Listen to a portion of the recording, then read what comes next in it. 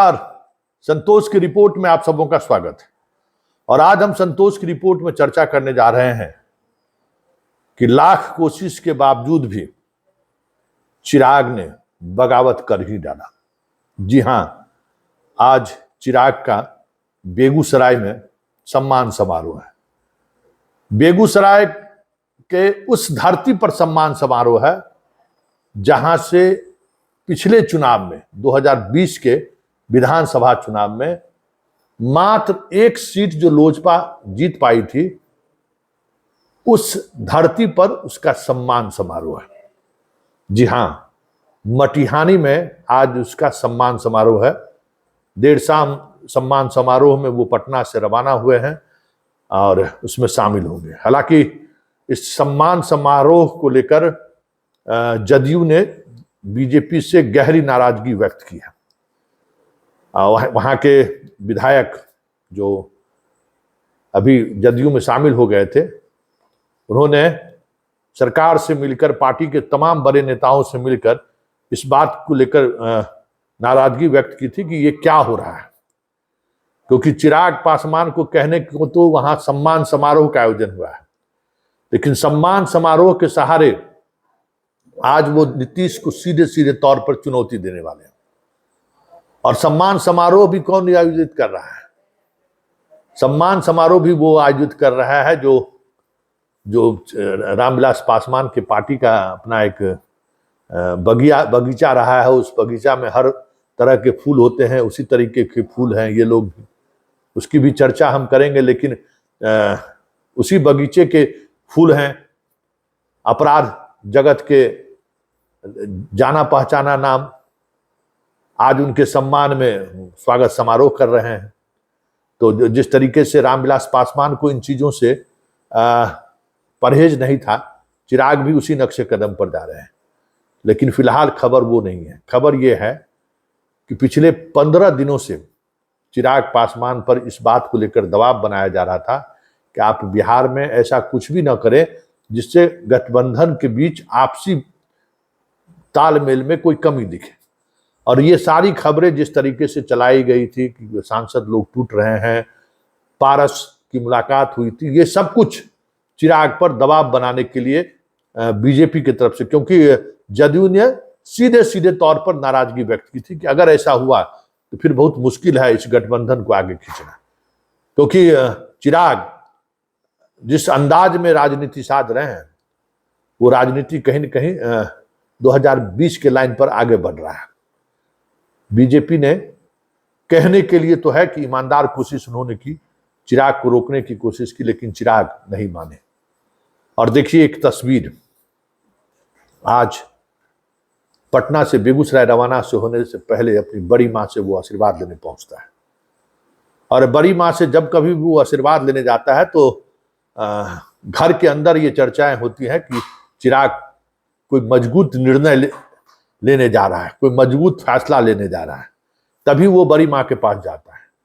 मतलब बड़ी मां से अपने आप को अपने पिता से आइडेंटिफाई करता है आशीर्वाद लेकर। तो ये तस्वीर दिखा रहा है कि उसने बड़ी मां से आशीर्वाद लेकर बेगूसराय रवाना हुआ है। और आज पटना पहुंचते ही जिस तरीके से लॉ एंड ऑर्डर को लेकर पहली बार तल्खी से उन्होंने प्रशासन से कहा है शक्ति बरतिए, शक्ति बरतिए, तो वो भी क्या लगता है सुशासन की बात आप ये है? देखिए ये सब चिंता का विषय तो है। अगर इस तरीके से अगर हत्या दिन दहाड़े अगर कोई करता है और अगर अपराधियों का मनोबल इतना ज्यादा बड़ा है, तो ऐसे में जरूरी है कानून को और सख्ताई से लागू किए जाते। जब तक अपराधी के मन में है नहीं आए, तब तक इस तरीके की घटना घटती रहे। मैं पुनः आग्रह करूंगा स्थानीय प्रशासन से कि जल्द से जल्द जो भी दोषी है उस पर कड़ी कार्रवाई करे और कानून के डर को कम से कम अपराधियों के मन में स्थापित करे। संकेत है कि कहीं न कहीं लॉ एंड ऑर्डर को लेकर भी घेरने की कोशिश हो रही है। लेकिन बड़ी बात यह है कि शाह और नड्डा के समझाने के बाद भी चिराग जिस प्लेटफॉर्म के सहारे बिहार को फिर से 2020 की तरफ ले जाने की तैयारी में चिराग दिख रहे हैं, क्योंकि मटिहानी का मतलब है कि उस सीट पर चिराग दावा पेश करेगा। और ऐसे में जो वहां के पूर्व लोजपा के विधायक, जो वर्तमान में जदयू के विधायक हैं, उनके लिए काफी असहज हो गए स्थिति बनती जा रही है। और वो काफी असहज हैं ही। पार्टी के तमाम बड़े नेताओं से अपने ये दर्द बयां वो कर चुके हैं। ललन सिंह से भी आज उन्होंने मिलकर ये अपने दर्द रखा है कि देखिए क्या हो रहा है। और इसके पीछे किसी न किसी एक खास व्यक्ति के नाम की चर्चा हो रही है, जिससे जगदीश शर्मा भी परेशान है, जिसको लेकर सुदर्शन भी परेशान है। जो आप बरबीघा शेखपुरा का जो बात हुआ, जहानाबाद के घोसी की बात हुआ, तीसरा निशाना मटिहानी है। तो जो भूमियार डोमिनेंस का जो इलाका है, उन इलाकों पर भी जदयू के एक बड़े नेता की नजर है, उसके सहारे हमें भी राजनीति साधना है। तो वो कोशिश भी कहीं न कहीं इसके पीछे माना जा रहा है। और क्योंकि ये संयोग नहीं है, मटिहानी भूमियारों का गढ़ और वहां का विधायक जदयू है, जिसके खिलाफ बगावत का स्वर, वहां से हम जदयू को टिकट नहीं लेने देंगे, एलजेपी लेगी, जिसका आज वो शंखनाद करने जा रहा है। क्योंकि मंत्री बनने के बाद अगर इस तरीके से कहीं स्वागत समारोह का आयोजन किया गया है, अगर जिला मुख्यालय में अगर स्वागत समारोह होता तो उस तरीके की चर्चाएं नहीं होती। ये सीधे सीधे तौर पर मटिहानी कंसेंसस में सम्मान समारोह हो रहा है, कि स्वाभाविक तौर पर सवाल उठना लाजमी है कि आखिर चिराग चाहते क्या है।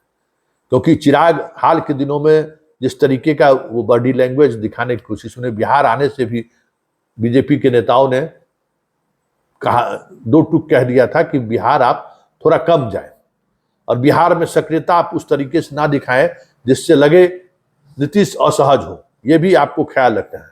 लेकिन आज वो नीतीश की असहजता का कह सकते हैं कि बीजारोपण उन्होंने कर दिया।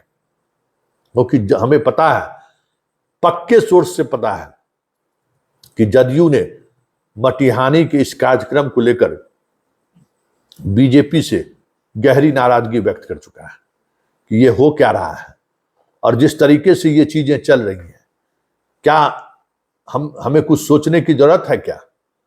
और ये जो खबर आनी शुरू हुई है कि नीतीश पाला बदल रहे हैं, उसी का तो कहीं साइड इफेक्ट तो नहीं है। ये खबरें जदयू के सोर्स के सहारे ही चलाया जा रहा है, क्योंकि राजनीति है और राजनीति में सह और मात का खेल हमेशा चलता रहता है। राजनीति में हर कोई अपने अपने तरीके से राजनीति साधते रहता है। तो क्या ये माना जाए कि जदयू की तरफ से जो ये खबरें फैलाई जा रही है, एक खास पत्रकार वर्गों के द्वारा, कि आरजेडी से बात चल रही है, आरजेडी की तरफ जा सकते हैं नीतीश, कहीं चिराग के इस एक्शन को रोकने में जो बीजेपी नाकामयाब रही है, इस वजह से तो ये खबर नहीं पॉलिटिकल गैलरी में चलनी शुरू हो गई है।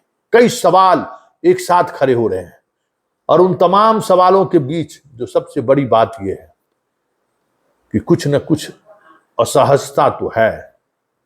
और जिस अंदाज में चिराग बढ़ रहे हैं, हमने कल ही खबर चलाई थी कि प्रशांत किशोर, चिराग और एक जदयू के बड़े नेता की एक साथ मुलाकात हुई है और उस मुलाकात में बिहार के 2025 को कैसे साधा जाए, इसको लेकर एक फार्मूला प्रशांत किशोर की तरफ से चिराग को दी गई है कि ब्राह्मण, भूमियार, दलित और साथ में मुसलमान भी, रामविलास जी का एक अपना मुसलमानों का प्रभाव रहा है, हम 10% मुसलमानों का भी वोट ले सकते हैं।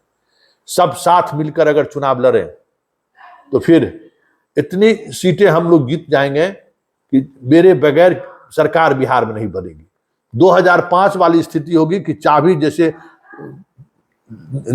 रामविलास लेके घूम रहे थे ना, उसी तरीके से चिराग जी आप चाबी लेकर घूमिएगा और आप जिसको चाहिएगा वही मुख्यमंत्री बनेगा, नहीं तो आप खुद मुख्यमंत्री बनेंगे। आप मुख्यमंत्री बन सकते हैं। ये सपना दिखाया गया है दिल्ली के एक बड़े होटल में। और खबर ये भी है कि चिराग ने उस प्रस्ताव को बड़ी ही गंभीरता से लिया है और समझाने वाले तक यहां तक समझा चुके हैं उन्हें कि 2025 में अगर आपने स्टैंड नहीं लिया तो फिर 2029 में राजनीति किस दिशा में चली जाएगी बिहार का कहना मुश्किल है, क्योंकि बिहार में लोग चाहते हैं थर्ड फ्रंट, और थर्ड नीतीश से नाराज लोगों के पास विकल्प नहीं है, वो लालू के साथ जा नहीं सकते हैं। ऐसे में जिस तरीके से 2020 में आपने वो विकल्प खड़े करने की कोशिश की थी, हालांकि उसका लाभ आरजेडी को भले मिल गया, लेकिन इस बार अगर हम सब लोग साथ मिलकर अगर लड़ें तो ये जो मेरा समीकरण है, पासवान, दलित, मुसलमान और ब्राह्मण भूमियार, इसके सहारे कांग्रेस वर्षों तक इस प्रदेश में राज किया है। उस वोट बैंक को अगर खींचने में अगर आप कामयाब हो गए तो समझ जाइए बिहार का आप दशकों तक मुख्यमंत्री रहेंगे। और जब से ये बातें चिराग के दिमाग में दिया गया है, चिराग का चिराग जो है ना जलना शुरू हो गया, उसको एंटीना उसका खड़ा हो गया है। तब देखना यह है कि आज मटिहानी में वो बोलता क्या है, क्योंकि हमारी भी नजर है और हम इस नजर को पटना से नहीं, मटिहानी पहुंचकर देखना चाहते हैं कि आखिर बेगूसराय की धरती को चिराग किस तरीके से ले रहा है। क्योंकि लोजपा की बात करें रामविलास पासवान के दौर से, तो लोजपा का एक बड़ा गढ़ रहा है बेगूसराय, समस्तीपुर, बेगूसराय, खगड़िया, हाजीपुर, यही तो 3-4 जिला है जहां रामविलास पासवान का गढ़ माना जाता था। गढ़पुरा में पढ़े पले बढ़े, तो उनका बेगूसराय से एक अलग नाता रहा है। और चिराग की कोशिश है कि हम यहाँ से 1-2 सीट लें, अगर जदयू के साथ रहता है तो वो सारी चीजें भी हैं। लेकिन जिस तरीके से चिराग, क्योंकि अगर जदयू और चिराग के बीच पिछले बार सबसे ज्यादा जो नुकसान अगर जदयू को कहीं से हुआ था तो बेगूसराय में हुआ ना, चारों के चारों सीट वो हार गए थे और उसमें लोजपा की बड़ी भूमिका थी। और अपने सम्मान समारोह की शुरुआत भी जनाब बेगूसराय से कर रहे हैं, इसलिए जदयू कुछ ज्यादा ही घबराई हुई है कि आखिर चिराग चाहता क्या है। तो देखिए आगे आगे होता है क्या, लेकिन राजनीति की बिसात चिराग ने बिछा दी है। और अब बिहार की राजनीति यूं 360 डिग्री में घूमता हुआ आपको नजर आ जाए तो कोई बड़ी बात नहीं होगी।